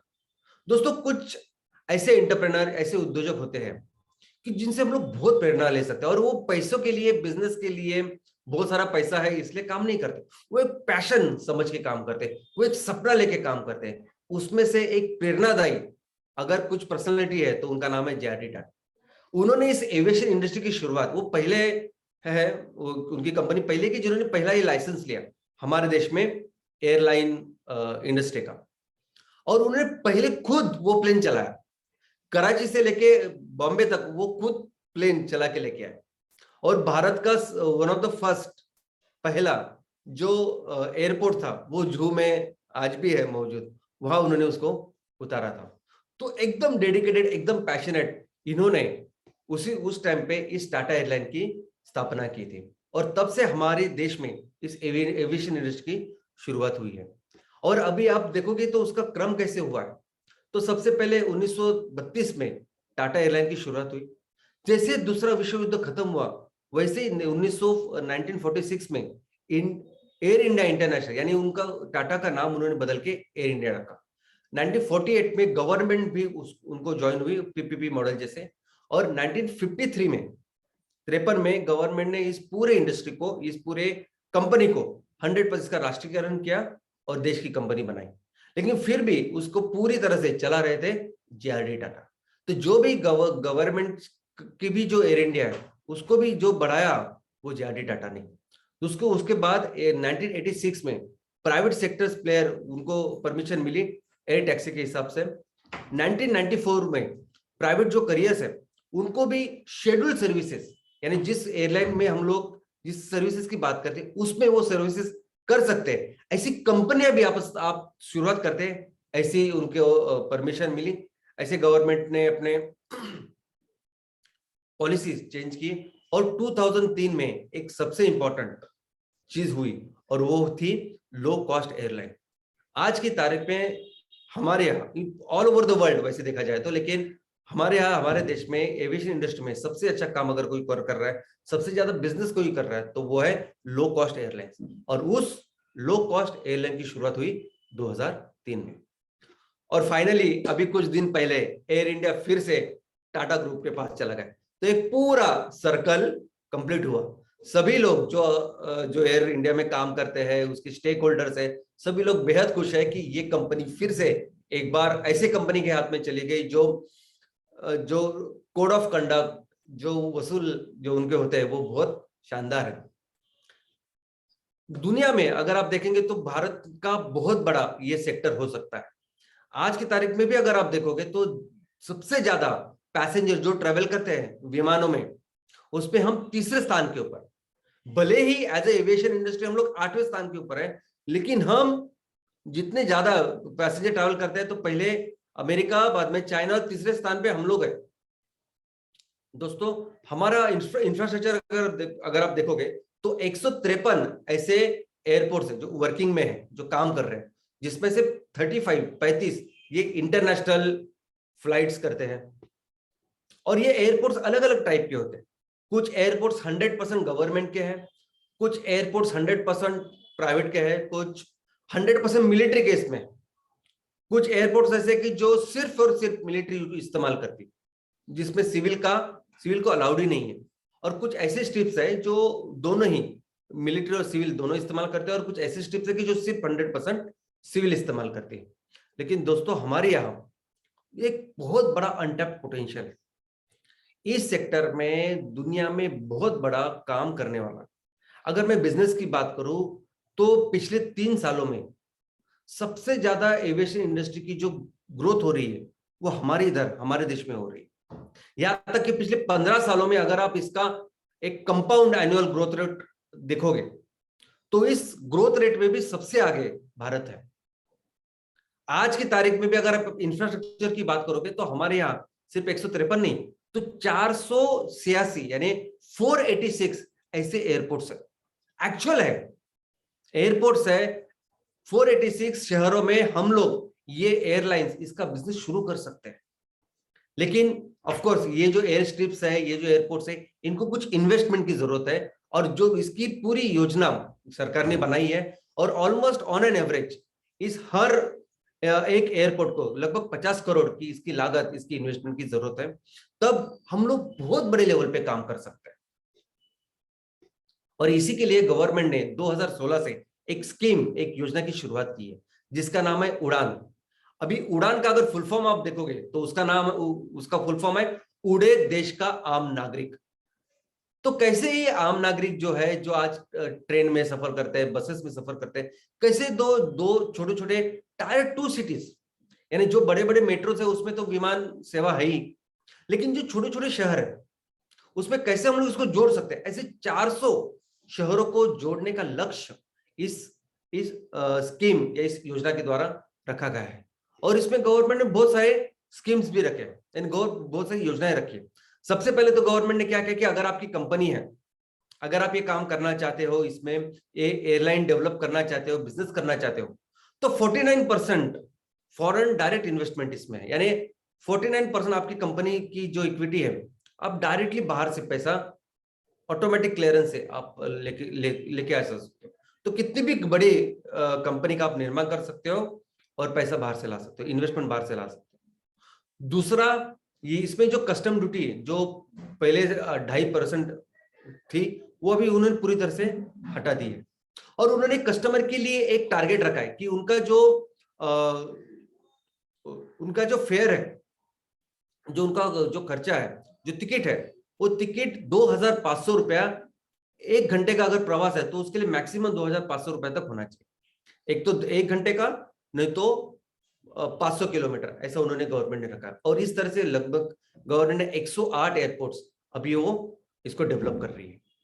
लेकिन इसके हमारे लिए जो बहुत इंपॉर्टेंट न्यूज है वो है एग्री उड़ान स्कीम। दोस्तों एग्री उड़ान स्कीम यानी गवर्नमेंट का ये उद्देश्य है कि अभी इस एग्रीकल्चर को, क्योंकि आने वाले दिनों में एग्रीकल्चर बहुत इंपॉर्टेंट सेक्टर है और हमारे यहाँ सबसे ज्यादा पोटेंशियल दुनिया में हमारे देश में है, तो एग्री उड़ान स्कीम की योजना ये है कि हर मैक्सिमम ये जो शहर है, छोटे छोटे शहर है, जगह है, उनको एयरलाइन से कनेक्ट करना, और जो भी हम लोग एग्रीकल्चर का उत्पादन करते हैं उसको एक जगह से दूसरी जगह फास्ट इस एयरलिफ्ट से, यानी इस एयरक्राफ्ट से, इस हवाई जहाज से, हवाई वाहतुक से एक जगह से दूसरी जगह यानी मार्केट में लेके जाए। तो आज हम जो भी बिजनेस कर रहे हैं, आज हम लोग पेट्रोकेमिकल प्रोडक्ट्स को रिप्लेस करने वाले ऐसे इको फ्रेंडली प्रोडक्ट्स करने की बात कर रहे हैं, 100% ऑर्गेनिक चीजों की बात कर रहे हैं, हम लोग फ्यूल की बात कर रहे हैं। ये सभी चीजों को एक जगह से दूसरी जगह लेके जाने के लिए ये स्कीम बहुत इंपॉर्टेंट होने वाली है। हमारे देश में इस पूरी इंडस्ट्री का स्कोप और पोटेंशियल बहुत ज्यादा है। पूरी दुनिया में अगर आप देखोगे तो 8वें स्थान पे हम लोग एविएशन इंडस्ट्री में है, लेकिन हमारा पोटेंशियल बहुत बहुत ज्यादा है। इसका कारण ये है कि हमारे यहाँ बहुत बड़े लेवल पे ये मिडिल क्लास है। मिडिल क्लास ये जो आज की तारीख में रेलवे से ट्रांसपोर्ट करते हैं, गाड़ियों से जाते हैं, ये सभी लोग इसमें आ सकते हैं। एक बार इसको थोड़ा सा इकोनॉमिकली हम लोग ने वायबल किया, तो ये पूरी इंडस्ट्री में इतने बड़े लेवल पे ग्राहक कस्टमर्स हमें मिल सकते हैं, तैयार हो सकते हैं। और दूसरा कारण है कि हमारा एक बहुत बड़ा देश, बहुत बड़ा महान देश है, हमारी अलग अलग संस्कृति है, अलग अलग तरह के लोग रहते हैं, अलग अलग कल्चर्स हैं। और हमारी पूरी, अगर आप रीजनल भी डाइवर्सिटी देखोगे तो बहुत ज्यादा है। आज बम्बई में हम लोग काम करते, तो बम्बई में मेरे साथ काम करने वाले एक शख्स थे जो नाबार्ड में काम करते थे, वो पूरी जगन्नाथपुरी वहां के रहते थे, कोई आसाम से रहते थे, कोई यूपी में रहता है। आजकल आज की तारीख में भी अगर आप यूपी और ऐसी जगह पे ट्रेन से जाओगे तो 30-30 घंटे 35 घंटे लगते हैं। और अगर आपको ट्रेन का नेटवर्क विकसित करना है, रोड का विकसित करना है, तो उसके लिए खर्चा भी बहुत ज्यादा है। लेकिन अगर आप एविएशन की बात करते हो तो बहुत कम, आई मीन कंपैरेटिवली कम पैसों में ऐसी जगह पे एयरपोर्ट्स डेवलप किए जा सकते हैं। और ये सभी लोग आज की तारीख में इस एयर फ्लाइट से वहां जा सकते हैं। तो ये बहुत बड़ा बदलाव, बहुत बड़ा पोटेंशियल आज हमारे देश में है। लेकिन हमारे सेक्टर में कई सारे चैलेंजेस भी है। हम लोगों ने देखा है कि कई सारी ऐसी कंपनियां हैं जो चालू हुई और बिजनेस नहीं कर पाए। कई सारे ऐसे एग्जांपल है जो उन्होंने शुरुआत भी अच्छी की थी लेकिन बिजनेस नहीं कर पाए। तो क्या कारण है, क्या रीजन है कि एक ऐसी जगह में जहां इतना अच्छा पोटेंशियल है, इतने सारे लोग हैं जो बिजनेस कर सकते हैं, गवर्नमेंट का भी सपोर्ट है, और डोमेस्टिक एयरलाइन, इंटरनेशनल को छोड़िए लेकिन एटलीस्ट डोमेस्टिक एयरलाइन जहां इतना बड़ा स्कोप है वहां बिजनेस नहीं हो रहा है। तो उसके कारण में से नंबर 1 जो सबसे इंपॉर्टेंट कारण है वो है फ्यूल। जैसे हम लोग जानते हैं कि हम ये जो ईंधन है, हम लोग पूरी तरह से बाहर के लोगों के ऊपर डिपेंडेंट है, और बहुत बड़ी मात्रा में ये फ्यूल लगता है जो मैं आपको बताने वाला है। और जिसकी वजह से ऐसे समझिए कि आप एक ट्रांसपोर्टेशन का बिजनेस कर रहे हैं, आपने एक 5 बसेस 10 बसेस ली और आप एक शहर से लेकर दूसरे शहर से वो फ्लीट चला रहे हो। तो आज की तारीख में भी जो भी ऐसी बसेस का बिजनेस कर रहे हैं, ये ट्रांसपोर्टेशन का बिजनेस कर रहे हैं, 70 से 80% जो खर्चा है ना वो सिर्फ फ्यूल पे जा रहा है, ईंधन के ऊपर जा रहा है। लोगों का जो उनकी सैलरी देना, बाकी कुछ करना वो तो अलग है, लेकिन सिर्फ फ्यूल के ऊपर 70 से 80% खर्चा है। Same is the case with aviation. जैसे ट्रकों को संभालना, बसों को संभालना जैसा बिजनेस है, वैसे ही इन विमानों को संभालने का बिजनेस है। दूसरा क्या है कि ये पूरी इंडस्ट्री की जो पूरे सभी जो चीजें हैं वो सभी बाहर से आती है। विमान जो है वो बाहर से बनते हैं, इसके पूरे जो कंपोनेंट्स है, पार्ट्स है, वो बाहर से बनते हैं। इसके अगर कुछ सेल है, सर्विस है, वो बाहर से मंगानी पड़ती है, करनी पड़ती है। तो इसीलिए जब भी ये 100% हम लोग उसके ऊपर डिपेंडेंट है, बाहर के लोगों के ऊपर। और वो जब भी आते हैं तो उनको जो पैसा देना होता है तो बहुत ज्यादा पैसा देना होता है, क्योंकि हमारा जो रुपीज है वो डॉलर के कंपैरिजन में वीक है। दूसरा, इसकी बहुत फिक्स्ड हाई कॉस्ट है। ये ऐसी इंडस्ट्री है कि जहां आप बिजनेस करो ना करो, आपका कंपनी चालू है नहीं चालू है, लेकिन आपकी जो कंपलसरी जो कॉस्ट है वो बहुत ज्यादा है। अभी हमने देखा पिछले 1.5 साल में कोरोना की वजह से ये एविएशन इंडस्ट्री भी ऑलमोस्ट बंद थी, और मॉल थिएटर्स, ये मल्टीप्लेक्सेस थिएटर्स हम देख रहे हैं, और कितने सारे रेस्टोरेंट्स, कितने सारे ऐसे हैं कि जो चालू ही नहीं हुए अभी तक, लेकिन इनकी जो फिक्स्ड कॉस्ट है बहुत ज्यादा है। यानी अगर आपने मॉल में दुकान लिया है तो उसका रेंट देना ही है। अगर आपने किसी रेस्टोरेंट के लिए बैंक से कर्जा लिया ऊपर से, तो बैंक तो चालू है ना। पिछले 1.5 साल में आपकी दुकान बंद है, आपका बिजनेस बंद है, धंधा बंद है, होटल बंद है, तो इसकी वजह से बैंक नहीं बोलते ना कि आप EMI मत दो, वो चालू है। वहां की जो कंपलसरी कम से कम इलेक्ट्रिसिटी है वो चालू है। तो ऐसे कई सारे फिक्स्ड कॉस्ट होते हैं। वो फिक्स्ड कॉस्ट जैसे इधर होते हैं वैसे बहुत बड़ी मात्रा में इस एविएशन इंडस्ट्री में है, और ये बहुत इंपॉर्टेंट चीज है। दूसरा, ये इंडस्ट्री ये क्लाइमेटिक कंडीशंस के ऊपर बहुत सारे डिपेंडेंट है, और जिस तरह से अभी ग्लोबल वार्मिंग बढ़ रही है उस तरह से ये क्लाइमेटिक कंडीशंस, जैसे बाढ़ आ रही है, सूखे पड़ रहे, जो तूफान आते हैं, उस तूफानों की वजह से भी ये एयरलाइन टाइम पे उसका शेड्यूल नहीं होता और बिजनेस इफेक्ट होता है। सिक्योरिटी कंसर्न, ये सबसे इंपॉर्टेंट कॉस्ट है, वन ऑफ द सबसे इंपॉर्टेंट कॉस्ट जो इस इंडस्ट्री को अफेक्ट करता है। क्योंकि हम देखते हैं कि इंटरनेशनल एयरपोर्ट हो या इंटरनेशनल ट्रांसपोर्टेशन या नेशनल ट्रांसपोर्टेशन, इसमें बहुत बड़े लेवल पे लोग स्मगलिंग अलग चीजें करते हैं। लोग जो आतंकवादी या ऐसे ऐसी चीज लोग हैं वो दूसरी जगह जाली पासपोर्ट या कुछ लेके वहां से निकल जाते हैं। तो इसके लिए सिक्योरिटी कंसर्न ये बहुत इंपॉर्टेंट चीज बन गई है और उसमें बहुत ज्यादा खर्चा उस एयरलाइन को, उस बिजनेस को करना पड़ता है। तो ये तो थे ऐसे रीजंस कि जिसकी वजह से बिजनेसेस काम नहीं करते। लेकिन हमारी पूरी जो इंडियन एविएशन इंडस्ट्री उसको अगर आप देखोगे तो हमारे सामने तो ऐसे एग्जांपल है कि जो बहुत अच्छी तरह से उन्होंने बिजनेसेस चालू की लेकिन वो कर नहीं पाए। अभी किंगफिशर, आपका किंगफिशर का एग्जांपल लीजिए। ये कंपनी जिस तरह से लॉन्च हुई, इमीडिएटली ये कंपनी देश की दूसरे स्थान के ऊपर काम करने वाली कंपनी बनी। बहुत अच्छा, कस्टमर को ऐसी सर्विस मिल रही थी कि जो सर्विस वो बहुत बेहद खुश थे, कस्टमर खुश थे, सब कुछ अच्छा काम कर रहा था, बिजनेस भी बहुत ज्यादा हो रहा था। लेकिन कैसे उसके प्रमोटर, ओनर कैसे किसी कंपनी को बुड़ा देते हैं, इसका एग्जांपल है किंगफिशर। किंगफिशर में जब बिल्कुल जरूरत नहीं थी उन्होंने इंटरनेशनल फ्लाइट की शुरुआत की। यानी डोमेस्टिक के ऊपर ध्यान देना चाहिए था, प्रॉफिट के ऊपर ध्यान देना चाहिए था, उन्होंने वो एक्सपांशन केस में इंटरनेशनल की शुरुआत की जब जो वो ज्यादा खर्चा कर रही थी और उसमें प्रॉफिट बहुत कम था। बाद में एक्सपांशन के नाम के ऊपर उन्होंने एयर डेक्कन इस कंपनी को अपने साथ लिया, कोई जरूरत नहीं थी। तो ऐसे कुछ डिसीजन थे और बाद में जिसके लिए पैसे लिए वो उसके लिए खर्च नहीं किया। तो अच्छा खासा चल रहा था बिजनेस, वो उन्होंने बंद किया। ऐसे ही कुछ स्टोरी है जेट की। जेट में भी एक्चुअली एज सच बिजनेस में कोई प्रॉब्लम नहीं थी। 25 साल ये कंपनी दुनिया की देश की एक नंबर कंपनी करके काम कर रही थी। लेकिन ऐसे ही कुछ डिसीजंस जो प्रमोटर्स है उसकी वजह से ये कंपनी आज वो काम नहीं कर रही। लेकिन इसके साथ कुछ बहुत अच्छे एग्जाम्पल भी है, बहुत शानदार एग्जाम्पल है, और ऐसा एग्जाम्पल है एयर डेक्कन। एयर डेक्कन, जैसे मैंने कहा कि लो कॉस्ट एविएशन की शुरुआत भारत में इस कंपनी ने की। कम से कम खर्च है जिसे हम लोग और इस कंपनी ने हमेशा प्रॉफिट के ऊपर ध्यान दिया। जैसे हम लोग आपको बोलते हैं ना कि हर कोई चीज हम लोग जब बिजनेस में करें, हम लोग देखते हैं, हमें लेट अस सी कि हम लोग देखें कि कैसे हम लोग खर्चों को कम करें, कैसे कम से कम पैसों में इस कोई चीज को करें। अभी इसका ये कारण नहीं कि हमारे पास पैसे ज्यादा है कम है, वो नहीं है।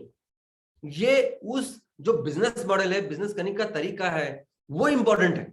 एयर डेक्कन ने डे वन से ये देखा कि कैसे मैं कम से कम खर्चे में, कम से कम पैसों में, कम से कम टिकट में लोगों को हवाई यात्रा कराओ।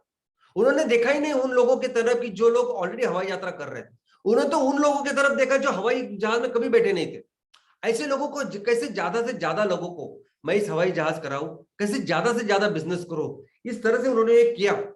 और डे वन से सबसे ज्यादा प्रॉफिट करने वाली कंपनी थी एयर डेक्कन। दोस्तों, ऐसे ही एक अच्छा एग्जांपल है साउथ वेस्ट एयरलाइन का।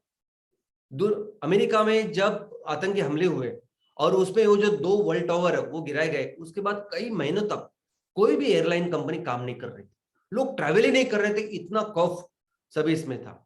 बहुत सारी कंपनियों ने लोगों को निकाल दिया काम से, लोगों की सैलरी नहीं दी, ऐसा सब कुछ हुआ। ये पूरी दुनिया की एक वन ऑफ द बेस्ट ऐसी एयरलाइन है, लो कॉस्ट एयरलाइन है साउथ वेस्ट। इन्होंने इस पूरे टाइम में ना किसी लोगों को, अपने कर्मचारी को निकाला, ना किसी की सैलरी कम की, कुछ भी नहीं किया। अभी हमको कहाँ मालूम था कि पिछले 1.5 साल में 2 साल में कोरोना होने वाला है, नहीं मालूम था। अचानक से कोरोना आ गया और कितने सारे लोगों की जो एक्सपेक्टेशंस थे बिजनेस है वो ठप हो गए। तो बिजनेस करने का तरीका यह है कि आप ज्यादा से ज्यादा प्रॉफिट के ऊपर ध्यान दो, वो प्रॉफिट अपने यहां रखो और जो प्रॉफिट फिर ऐसे समय में इसका यूटिलाइज करो। तो ऐसा बहुत अच्छा एग्जांपल इस साउथ वेस्ट एयरलाइन का है। और एक बहुत अच्छी मूवी मैं आपको रेकमेंड करूंगा कि आप देखिए, ये एक पढ़ाई का इसका भाग समझिए। जैसे मैंने कहा कि air Deccan is a great success story, लेकिन कैसे इस एयर डेक्कन कंपनी को चालू किया, कैसे उस एंटरप्रेनर, वो जो कैप्टन गोपीनाथ जिन्होंने इस कंपनी को निर्माण किया, चालू किया, किन मुश्किलों का, चुनौती का उन्होंने सामना किया, और किस तरह से एक इंसान एंटरप्रेनर, कैसे सक्सेसफुल बिजनेसमैन बन जाता है, अगर ये आपको देखना है तो कंपलसरीली पढ़ाई समझ के ये मूवी आप देखिए जिसका नाम है उड़ान। ओरिजिनल साउथ की मूवी है लेकिन हिंदी में अवेलेबल है और वो नेटफ्लिक्स पे अवेलेबल है।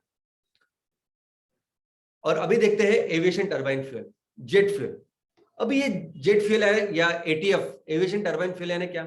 तो दोस्तों जैसे गाड़ियां के लिए पेट्रोल डीजल का हम लोग इस्तेमाल करते हैं, वैसे ये सभी प्रकार के जो एयरक्राफ्ट है, जो हवाई जहाज है, वो चलते हैं एटीएफ के ऊपर, जेट फ्यूल के ऊपर। और कहां से आता है ये जेट फ्यूल या एटीएफ? ये भी आता है अपने क्रूड ऑयल से। क्रूड ऑयल से लगभग समझे कि आज की तारीख में अगर आप किसी को भी ग्रॉस पूछेंगे तो 4 से 5% इतना एटीएफ बनता है, ऐसा लोग बोलेंगे। लेकिन ये जो रेंज है वो 4 से 10% तक भी है। इसका कारण यह है इस एटीएफ के अनेक प्रकार है। हमने देखा कि डीजल के, पेट्रोल के कैसे कितने प्रकार होते हैं, तो 2 ही प्रकार होते हैं। एक तो आम साधारण डीजल पेट्रोल और एक दूसरा प्रीमियम, ऐसे 2-3 प्रकार हो सकते हैं। लेकिन इस एटीएफ के, जेट फ्यूल के 2500 प्रकार है, अलग अलग प्रकार है। आप गूगल करोगे, आप पढ़ाई करोगे इसके बारे में तो आपको पता चलेगा। और इसका कारण यह है कि ये जो हवाई जहाज है वो अलग अलग चीजों के लिए इस्तेमाल होते हैं। जैसा मैंने कहा कि मिलिट्री की खुद की अपनी एक इंडस्ट्री है, रेगुलर में भी आप देखोगे तो लोगों के लिए, कार्गो के लिए, और अलग अलग जगह में जहाँ टेम्परेचर बहुत कम होता है, ऐसी कई चीजें हैं। इसलिए उनको अलग कंपोजिशन वाले, अलग एप्लीकेशन वाले उनको फ्यूल्स लगते हैं, जेट फ्यूल। इसलिए इस जेट फ्यूल के 2500 प्रकार है। बहुत सारे जेट फ्यूल कॉम्बिनेशन में यानी डीजल केरोसिन को ब्लेंड करके ऐसे भी तैयार होते हैं। लेकिन आज की तारीख में पूरी दुनिया में सबसे मेजर कॉस्ट ये फ्यूल का ही है। और अगर हम लोग अपने देश की बात करें, भारत की बात करें, तो हमारे इस इंडस्ट्री में सबसे बड़ा जो कॉस्ट है, सबसे बड़ा जो प्रॉब्लम है वो फ्यूल का ही है। क्योंकि ऑन एन एवरेज जो कोई एयरक्राफ्ट होता है, जो विमान होता है, उसकी जो टंकी होती है, उसकी जो कैपेसिटी है वो लगभग 13,250 लीटर इतनी होती है। ये ऑन एन एवरेज है, कम ज्यादा सब कुछ है इसमें। बड़ा एयरक्राफ्ट हो सकता है, छोटा एयरक्राफ्ट हो सकता है। लेकिन अगर उस टंकी को आप फुल करें तो आज की तारीख में ये जो एटीएफ का रेट है वो है 79 रुपीज, 79 रुपीज 1 लीटर। तो अगर आपको 13,250 लीटर डलवाना है, टंकी फुल करनी है, तो 11.25 लाख इतने रुपए सिर्फ वो ईंधन को लगते हैं। और फिर आपकी कितनी ट्रिप होते हैं, कहां से होती है, कितने लोग उसमें बैठते हैं, ये बहुत बड़ा चैलेंज है दोस्तों। दूसरा सबसे इंपॉर्टेंट जो concern all over the world है इस एविएशन इंडस्ट्री का, अगर मैं दुनिया में देखो, अगर हम लोग दुनिया के बारे में सोचते हैं, तो जैसा मैंने कहा कि दुनिया में बहुत तेजी से बढ़ने वाला ये सेक्टर है, जरूरत है। आप बिजनेस कर, हमारे यहाँ भी हम लोगों ने अभी एग्री उड़ान शुरू किया है, तो जरूरत है। चाहे वो कृषि का उत्पादन हो या किसी दूसरी इंडस्ट्री का उत्पादन हो, लोग चाहते हैं जल्दी से जल्दी हमारा तैयार किया हुआ माल कस्टमर तक पहुंचे। लेकिन सबसे बड़ा प्रॉब्लम यह है कि आज जो ग्लोबल वार्मिंग हो रही है उसमें बहुत बड़ा कंट्रीब्यूशन इस जेट फ्यूल के माध्यम से होता है। बहुत बड़ी मात्रा में ग्लोबल वार्मिंग एमिशन, जो पोल्यूशन होता है, वो इस विमानों की वजह से होता है, एयरक्राफ्ट की वजह से होता है। आप सोचिए, ट्रांसपोर्टेशन के जितने भी माध्यम है, जितनी भी गाड़ियां दुनिया में है, जितने भी समुद्र में चलने वाले जहाज है, जितनी भी ट्रेनें हैं, इस सब कुछ मिला के जितना पोल्यूशन होता है ना, अभी उसके कंपैरिजन में ये जो एयरक्राफ्ट है वो तो कितने कम है। फिर भी इनका जो पोल्यूशन है वो 12% है।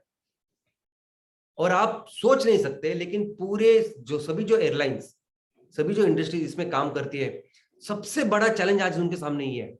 उनके देश, हमें पता है कि सभी ने पेरिस एग्रीमेंट साइन किया हुआ है, सभी देश सरकारें उनके ऊपर प्रेशर कर रहे हैं कि आप इसको कम करो, पोल्यूशन को कम करो। दुनिया के लेवल पे बहुत सारे लोग अभी इसके ऊपर काम कर रहे हैं कि आप अगर आप यात्रा करते हो तो इतना बड़ा पोल्यूशन होता है। यानी अगर मैं यहाँ से दिल्ली चला जाऊं तो अगर मैं कैलकुलेट करूं तो 2-3 महीने मेरे घर का जो पूरा इलेक्ट्रिसिटी बिल है वो सिर्फ मेरे एक आने जाने से मेरा कॉन्ट्रीब्यूशन उसमें होता है। तो पूरी दुनिया में ये कंसर्न बन चुका है कि ग्लोबल वार्मिंग कैसे कम करें। और इसीलिए इसका एक सोल्यूशन, अगर पूरी दुनिया में जिस सोल्यूशन की तरफ पूरी दुनिया देख रही है, उस सोल्यूशन का नाम है बायोफ्यूल। अभी चारा ही नहीं है, अभी ऑप्शन ही नहीं है इसके अलावा दूसरा कुछ ईंधन इस्तेमाल करने का। ऐसी परिस्थिति, ग्लोबल वार्मिंग की परिस्थिति हम लोग सब जानते हैं, क्या हो रहा है सब लोग जानते हैं। अभी कंपलसरी बायोफ्यूल इस्तेमाल ही करना है, ऐसा भी पूरा ट्रेंड चल रहा है। लेकिन सबसे बड़ा प्रॉब्लम क्या है पता है? प्रॉब्लम छोड़िए, अपॉर्चुनिटी हम लोग बोल सकते हैं। ये बायोफ्यूल दुनिया में जो बायोफ्यूल से ये हवाई जहाज चलता है उसको कहते हैं सस्टेनेबल एविएशन फ्यूल, एसएएफ। ये बेचा जाता है, ये बायोफ्यूल तैयार किया जाता है, उसको एसएएफ कहते हैं।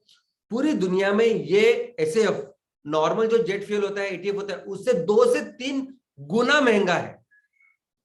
फिर भी अगर आप देखोगे तो इतने बड़े लेवल पे इसकी डिमांड अभी बढ़ चुकी है, क्योंकि कई सालों से ये जो इतना बड़ा पोल्यूशन करती है सबको पता है।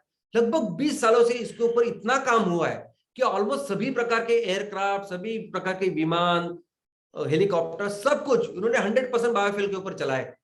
2%, 5%, 10% ब्लेंडिंग से लेके 100% बायोफ्यूल के ऊपर आज हर एयरक्राफ्ट चलता है।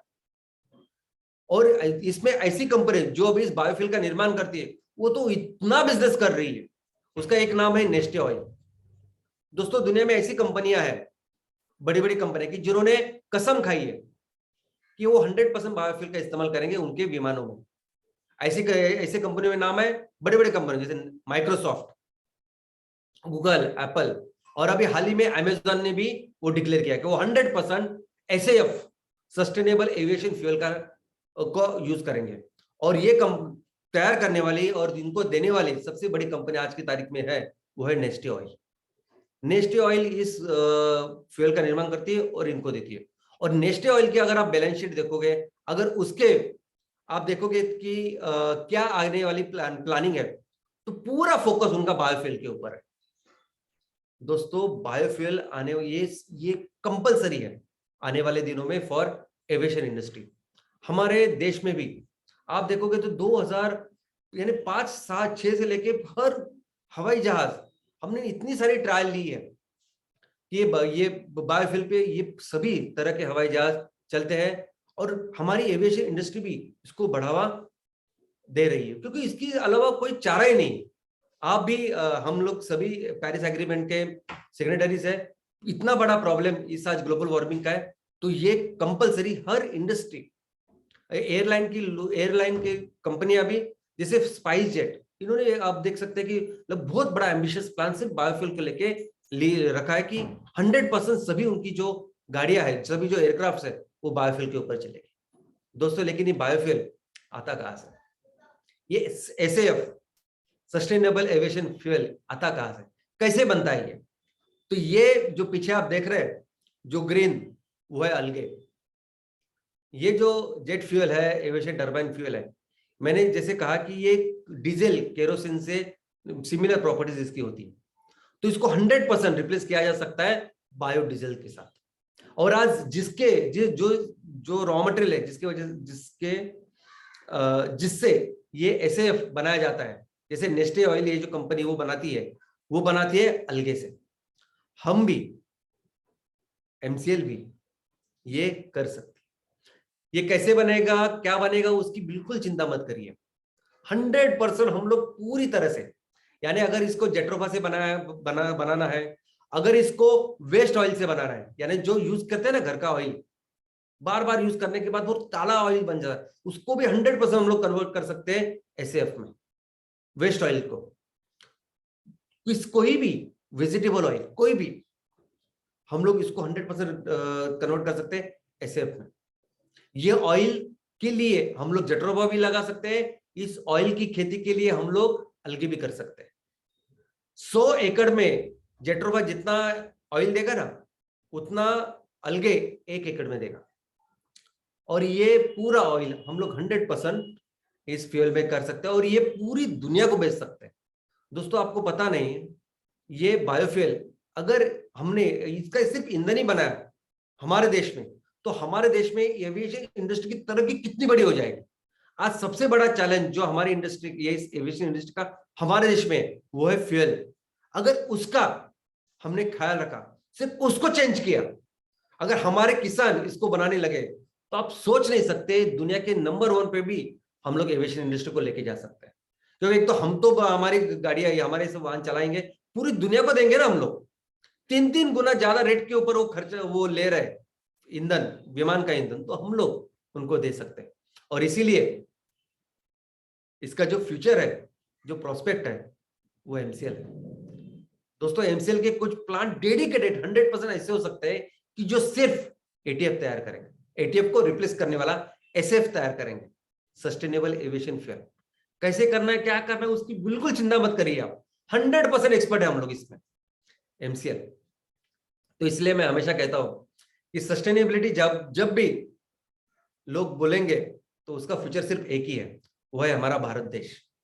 और यही भारत देश आने वाले दिनों में हर सेक्टर में, कोई भी सेक्टर हो, उस सेक्टर में सस्टेनेबिलिटी कैसे लानी है, क्या करना है और किस तरह से बिजनेसेस करना है, ये सभी पूरी दुनिया को दिखाएंगे और पूरी दुनिया का नेतृत्व करेंगे। एविएशन इंडस्ट्री में भी मुझे लगता है कि हम सब मिलके इस सेक्टर को आगे बढ़ा सकते हैं, इस सेक्टर को दुनिया में नंबर 1 की पोजीशन पर लेके जा सकते हैं। और ऑफ कोर्स फ्यूल में, जैसा मैं कहता हूं कि ये हम लोग पूरी दुनिया के लिए 20% फ्यूल बना सकते हैं, ऑयल एंड गैस की बात करते हैं, लेकिन एटीएफ में भी जो जिसको रिप्लेस करना है एसएएफ से, एसएएफ बहुत बड़ी मात्रा में एमसीएल तैयार करके पूरी दुनिया को दे सकता है। तो फिर से मैं आप सभी को इस बिजनेस के लिए बहुत सारी शुभकामनाएं देता हूं। धन्यवाद।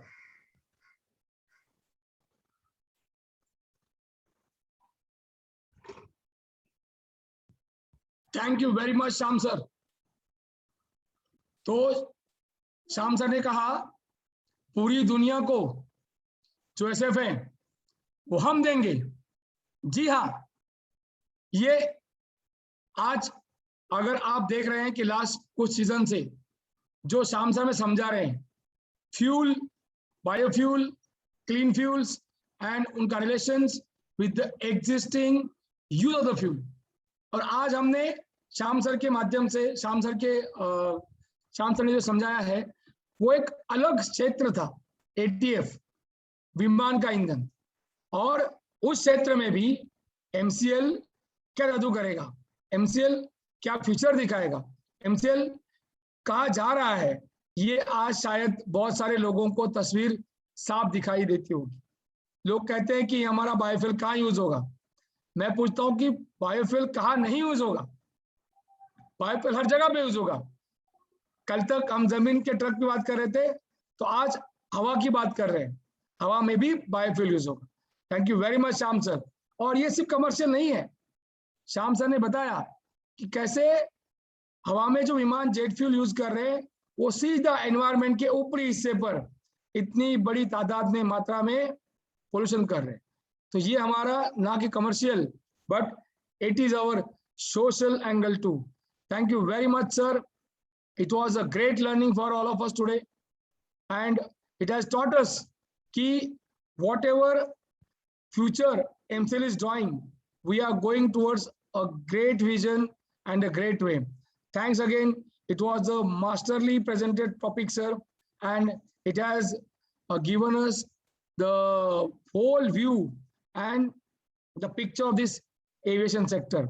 Thanks again. And this is happening when Tatas are taking care of Air India again, and you told us that it is a circle is completed. But in this circle, now we'll fill more colors with the medium of MCL. Thank you very much. We miss Prachi Madam today, but her stories are always inspiring, and I thank all our MCL channel partners, MVP owners, MP owners, BDAs, senior BDAs, prime BDAs, and all the farmers who are associated with MCL. Thank you very much. तो बार बार ये मैं आपको सबको कहना चाहूंगा कि आज हम MCL में बहुत रिस्पॉन्सिबिलिटी से, बहुत जवाबदारी से काम कर रहे हैं, क्योंकि हमें पता है कि आपको इस देश की मिट्टी का वास्ता है और MCL ही सही मायने में सुजलाम भारत का रास्ता है। Thank you very much.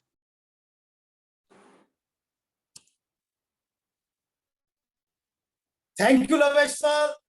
And yes, we really missed Prachi madam today, लेकिन surely हम उनसे अगले हफ्ते मुलाकात करेंगे।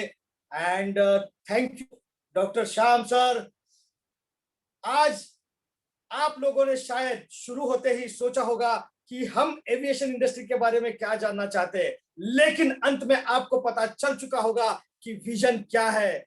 दोस्तों, एसएफ के बारे में जो श्याम सर ने कहा, सस्टेनेबल फ्यूल, दोस्तों आने वाले दिनों में एसएफ का मतलब एमसीएल होगा, सस्टेनेबिलिटी का मतलब एमसीएल होगा। दोस्तों, पोटेंशियल और जो स्कोप है इस इंडस्ट्री में, इसे हम एमसीएल कवर करने वाली है और इसका अहम हिस्सा आप सभी लोग होने वाले हो। जी हाँ दोस्तों, ग्राउंड लेवल पर आप जिस प्रकार से काम कर रहे हो, उसी वजह से एमसीएल आने वाले दिनों में न कि अपने देश के लिए बल्कि पूरे विश्व के लिए 20% ऑयल हम दे सकते हैं। दोस्तों, इसी प्रकार हर शुक्रवार इस वेबिनार को अटेंड किया कीजिए ताकि ज्यादा से ज्यादा इंफॉर्मेशन आपको अपनी इंडस्ट्री के बारे में और आने वाले दिनों में इंडस्ट्री किस प्रकार से ग्रो होगी इसके बारे में आपको मिल सके। कृपा करके आप अपनी सेहत का और अपने एमसीएल परिवार की सेहत का ख्याल रखिए। मैं धन्यवाद देना चाहता हूं एमसीएल टीम का, आप सभी का। और इसी के साथ मैं मंगेश शेलार, आपका होस्ट, यहाँ पर ये घोषणा करता हूं कि आज का यह सेशन, ये वेबिनार यही समाप्त हुआ। धन्यवाद।